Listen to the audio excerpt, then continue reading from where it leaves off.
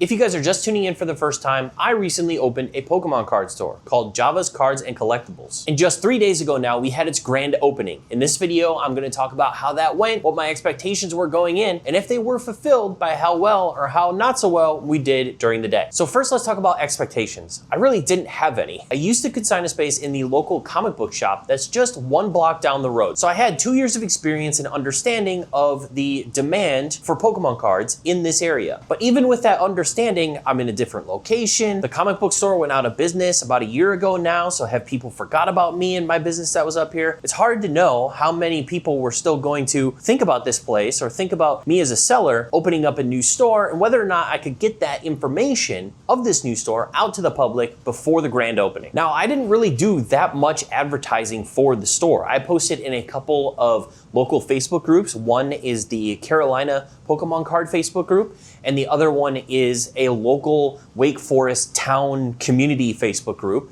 And both of those posts got a lot of traction. I think both of them got at least over 100 likes. I know the one in the Wake Forest community page got multiple hundred likes and lots of comments. People were very excited about a place opening up with Pokemon cards, but how is that going to translate into actual customers? Are they gonna show up on Sunday, the day that I'm opening? I also chose to open on Sunday, which I'm in the South. There's probably more churchgoers down here. So half the day, you're not really sure if anyone's gonna show up because a lot of people are going to church and a lot of people are doing other things on Sunday. They're relaxing. Maybe they're not shopping as much as they would be on Saturday. I did this all fairly strategically. What I wanted to do is I wanted to have 1 day open, 3 days closed, and then open again for the full 4 days in a row, the Thursday through Sunday that I'm planning to be open. So almost like a soft launch, I wanted to have 1 day open. That might not be the busiest day of the week, that I could kind of ease into it, process how everything was gonna go, get used to taking payments and talking to people and figuring out the register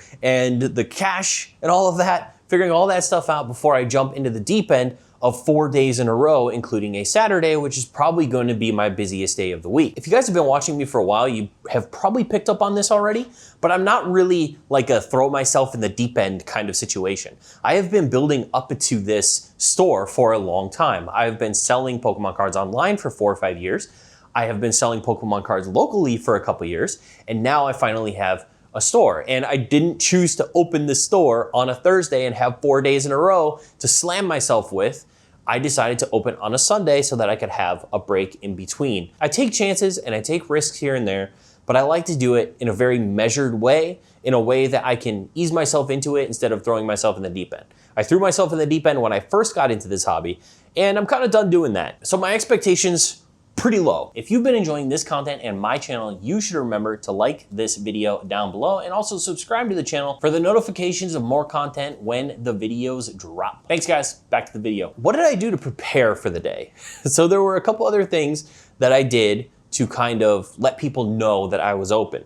I have a sandwich board that I drew on, and this is different than what it looked like on the day, but I had to redo it because it rained on my sandwich board. But now we have a now open Pikachu face. I put this on the front side of the building and it actually drew quite a lot of people. I was very happy about that. And on the day, I actually went and got balloons. You can see the balloons here. I have a big Pikachu balloon. I also had 2 of these Pokemon balloons and I had 2 of these red balloons. What I did is I tied a couple of the balloons onto the sandwich board, put it out front, seemed to bring quite a few people in, quite a few people, you know, the logo. I drew the logo on the sandwich board. I think the logo caught their eye. There were a couple of things that I did to deliberately try and get people in the door, but I didn't pay for any ads online on Instagram or anything like that. I didn't post on the day in any of the groups that I was open, even though I probably should have. I just wanted to keep it chill. So how did the day actually go? I got here pretty early, but once it hit about 9:30, there wasn't anyone here. I didn't really expect there to be like a line for me to open or anything like that. I expected maybe a couple people to be waiting and excited, but there really wasn't anybody. So I was like, oh boy, this could be really bad or it could be just kind of bad. Like I was expecting for it to be pretty dead. So I put the sign out front around 9:30, and by the time 10 to 10 rolled around, I was opening at 10. But at 10 to 10, I started to have people showing up at the door, and it was starting to get pretty hype. So I actually opened early. I let a bunch of people in. The first 4 hours of my 8 hours that I was open on Sunday, I was packed. There was at least a few couples in here, a few groups of kids in here for the entire initial 4 hours that I was open. From 10 to about 2, this place was packed the whole time. A bunch of people just walking in, looking around, buying stuff. It was great. It was more than I expected to happen. I didn't have any expectations, but there was a part of me that was coming into the day like, you know what? If nobody shows up, that's just how it happens. Like, it's gonna start slow. People are gonna slowly understand that you're here. You're gonna get some regular customers. You're gonna do this. And it really didn't start slow. For a Sunday, I was very surprised that it was as packed as it was for the first 4 hours. Then we had a bit of a lull for about an hour, I would say. And then from then on, the last 3 hours that I was open, it was pretty consistent. There was usually somebody in here. I barely had any downtime to like do anything, or I really had to keep up with people buying stuff and people asking questions, people chatting to me about Pokemon or about this business or about YouTube. There were a couple people from YouTube. There were a couple people from Chef's eBay live stream. Chef was here for the first hour and he got to meet a bunch of people from his eBay live stream. So that was really cool. There was a lot of attention about it, a lot of fun interactions had. I didn't have any negative reactions, any bad customers. 2 notable things that I would say happened that were a little bit There was a guy who was walking his dog and he came up to the door. Nobody was in here. And he was like, hey, do you mind if I come in and just take a quick look with my dog? I was like, yeah, whatever, that's fine. Nobody's in here. Well, the minute that he comes in, behind him comes a family with small kids. And this was a decent sized dog and very excited dog. Not a mean dog. Nice, but excitable. And these kids were not having it. When the kids came up to the door, the dog got all excited. And then those kids were like, nope, I'm afraid of the dog. I'm not going in. And we eventually had to kind of usher the dog and the owner outside. I didn't have to tell him to leave or anything. He was like, yep, nope, I got it. We're gonna go. I'll come back without the dog at some point. I think from now on, there aren't gonna be any, the place is just too small for people to be bringing in their pets. I think he just wanted to check it out because he was out for a walk with his dog, but can't be doing that anymore. Can't be doing dogs in the in the store anymore, especially big dogs. So that was a learning experience. The other thing was, you know, there's groups of kids. Kids are kids. I would say most of the kids were pretty good. There were a couple of kids that were very excitable, or they were, you know, wrestling with their brother or, you know, doing that type of kid stuff. But there was a kid that came up. He was gonna look at something in the display case. And I don't know if he tripped or if he didn't see that there was a pane of glass on the display case, but he went head first into the front of my display case, bonked his head right on the plexi in the front of the display case. And everyone in here just started cracking up because the kid, I swear the kid didn't think. It was like, it's like when your drunk grandparent walks into the sliding glass door because they think that it's open. That was kind of what this kid did. He just went head first straight into the plexiglass because I guess my displays are so clean and professional that he didn't actually see the glass and he just went head first straight into it. Another awesome thing that happened, so we sold a lot of packs. Thanks to Dan. Dan obviously provided a ton of the packs that we have in store, all of the packs that we have in the store, but we sold a bunch of different packs. We sold a couple of Evolving Skies packs. The first kid that bought an Evolving Skies pack, I felt really bad for because Evolving Skies is like $25 a pack. It's pretty crazy. He bought $25 a bag. He's like, I'm going for the Umbreon. I'm like, well, good luck, bro. Yikes. And he didn't pull anything. I felt really bad for him. But another guy came in with his brother and bought an Evolving Skies pack, 1 pack, and pulled the Gyarados VMAX Rainbow. That was super sick. He actually left and he came back in and was like, look what I pulled. Like, can you get me a sleeve? Can you get me a top loader? Like, this is so sick. I pulled it out of 1 pack. He was very excited that he pulled the Gyarados VMAX Rainbow. So yeah, just a lot of amazing moments, a lot of amazing people and couples, and got to learn a lot about a lot of people and kind of what things people are looking for. My plushies went crazy. I did not expect this at all. I don't know if it's people who came into the store and they want to support, so they'll buy something, you know, fairly cheap like a plushie, but I have cards, like cards on cards that are cheaper than some of these plushies. We sold through a bunch of the little keychain plushies. We sold a big Gengar plush. We sold a Pikachu in a Snorlax outfit plush.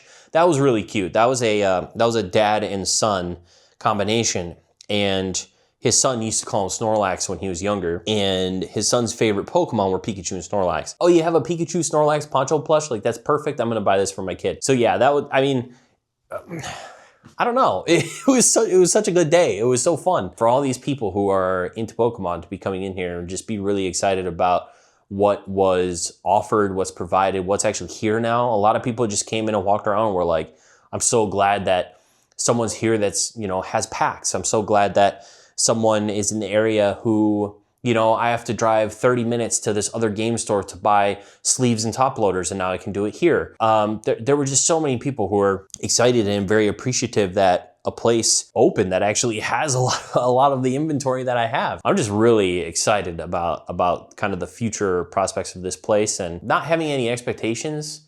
I feel like I don't know what Thursday is gonna be. Thursday could be completely dead with nobody who comes in. Thursday could be really busy. You're gonna have days that are quiet, you're gonna have days that are busy. And it's just one of those things that's like, at the end of the month, you probably just have to take it all in stride. You have to take it all in like a cumulative thing and look at the success of the month and not necessarily of each day, and figure out how to contextualize it in a way that still makes you feel successful, So that'll be interesting.